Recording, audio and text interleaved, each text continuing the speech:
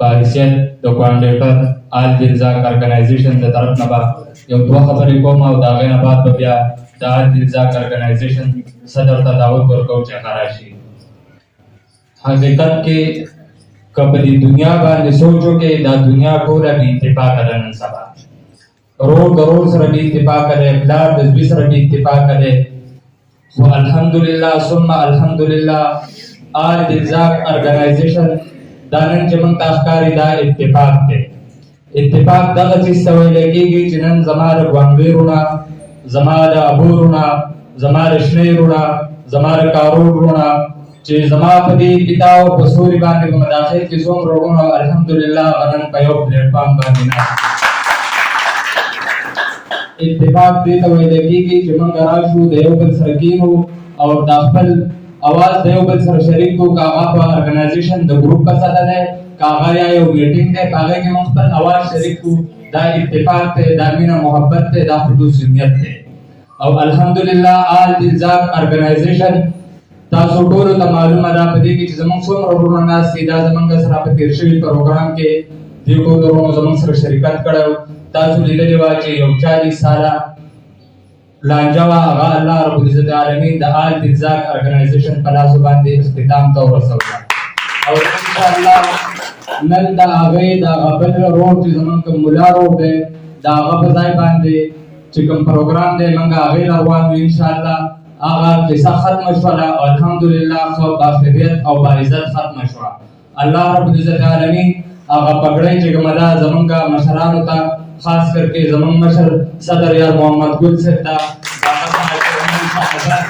وائس چیئرمین زمان مشر سے سالم خان صاحب زمان کا کراچی سینئر نائب صدر تے او دا غسرہ زمان ترجمان چکم دے آغا با دیٹین کشتے نا دلتا جمشید خان مابریوال چا آغا دیر مخلص انسان دے او دختن قام دا پارا دیر خسوچ لری بیادا آغا پروگرام دا پارا راگر زمان کا دیر گران ملما د آل د رزاق ارګنایزیشن جنرال سیکریټري جواد خان صاحب چې د دوم په دې کې زموږ سره ډېر لاس او زموږ سره راتللی وي، د دوم ډېر مشکور یو.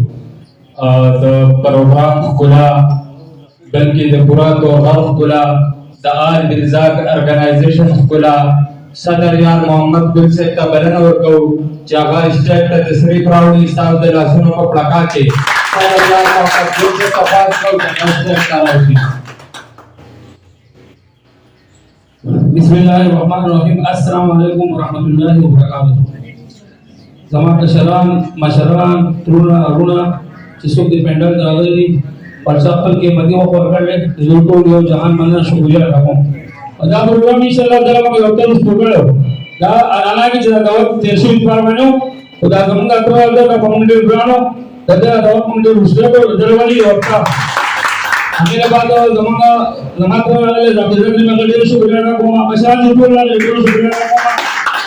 خبرې په موږ باندې یو موږ ډېر خبرې کوو تاسو کې وخت کم دی دین باندې چې چھوٹے نو بھائی خبرې موږ باندې زیات دی ولکه څنګه چې دین باندې چې خبرې کوو هغه په بیا ټیم دقیق نو د سره شو یا کومه خبره کوم دا تنظیم جوړ کړل زموږ ان شاء الله په ورځ ورغړ کې یو ځمانه ته ویلینو چې په ورغړ کې چې مسلې ان شاء الله راځي هغه موږ ان شاء الله کو او زموږ ان شاء الله ورځ د شپې د ورځې ان شاء الله موږ کو خاور باندې مطلب زموږ په سر باندې پیسې والی نو زموږ ته مطلب ورونه دا څه له دلی دا څه له نو ان شاء الله تعالی زموږ دا سوچ راځي دیمونو چې موږ ته وګورئ ان شاء الله موږ خپل ورغلا ته وګورو او ان شاء الله چې زموږ د وسه مسائل ان شاء الله موږ د دیمونو په پاس کې حل کوو.